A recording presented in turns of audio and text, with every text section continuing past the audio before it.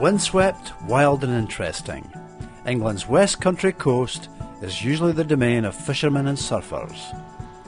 Now golfers are discovering some of the oldest and most exhilarating golf courses in the UK, gathering under the banner of the Atlantic Links.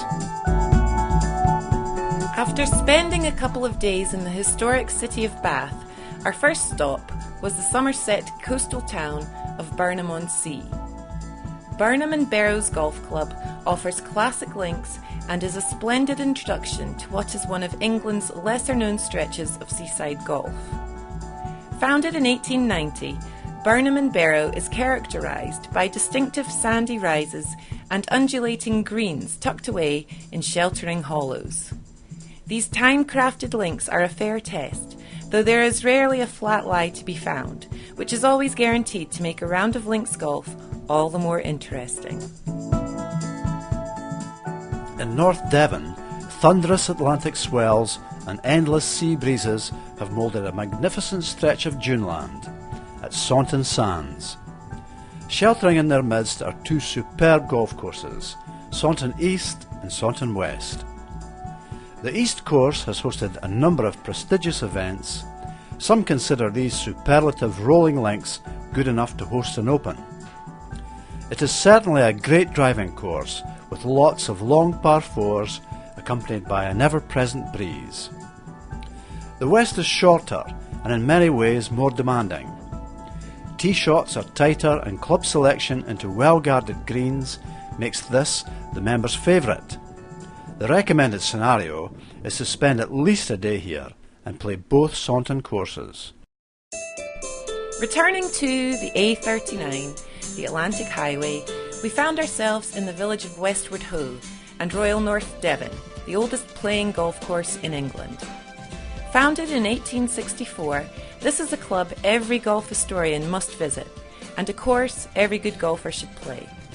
As in days of old, players mingle with local livestock and are free to walk their dogs as they march across this unfettered, flowing linksland. The course is a journey back in time to the days of Taylor, Varden, Braid and old Tom Morris. This is golf as nature intended. Hummocked and harnessed by wind and sea, the links rise and flow, following a wonderfully natural track. Royal North Devon's Clubhouse Museum is equally fascinating, with clubs and trophies going back to the time of J.H. Taylor, whose childhood home overlooked the course. He became a caddy here, and as a golf professional, went on to win no less than 5 Open Championships.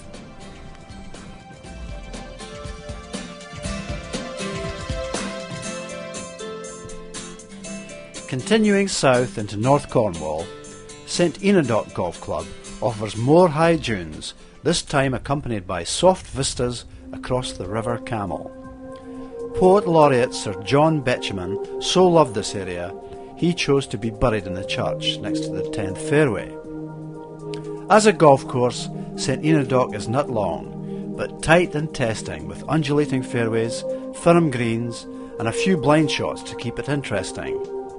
Its most memorable hole is the 6th, with a Himalayan sandhill to be negotiated, along with its mammoth bunker. With a seemingly never-ending variety of shot situations, St Enodoc is one of the finest courses in the southwest, and a pleasure to play from first to last. Our final outing overlooks Constantine Bay, a particularly beautiful, peaceful coastline, much loved by surfers and walkers.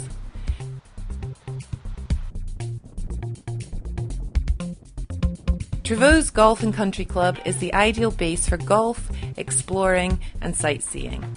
With convenient on-site accommodation, tennis courts, swimming pool, superb dining and a championship golf course, there's not much need to leave this complex. Trevose's first 4 holes march towards the sea with strong links characteristics. Turning inland again, a variety of situations combined with an ever-present wind make this a solid, challenging test that never plays the same from one round to the next. The stunning views of the Atlantic Ocean, wide beaches and dramatic cliffs of Cornwall further enhance the Trevose experience.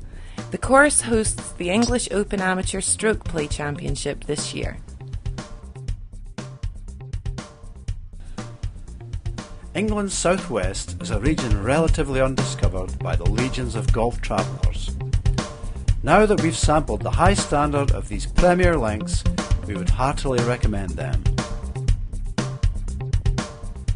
Besides golf, there are plenty of places to visit, including the Artists' Colony of St Ives,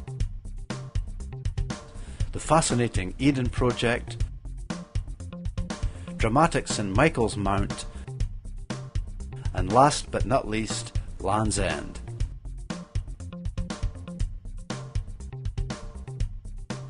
Take the Atlantic Highway through Somerset, Devon and Cornwall and encounter one of the UK's most charming parts, along with some of its most unique golf courses on the Atlantic Links.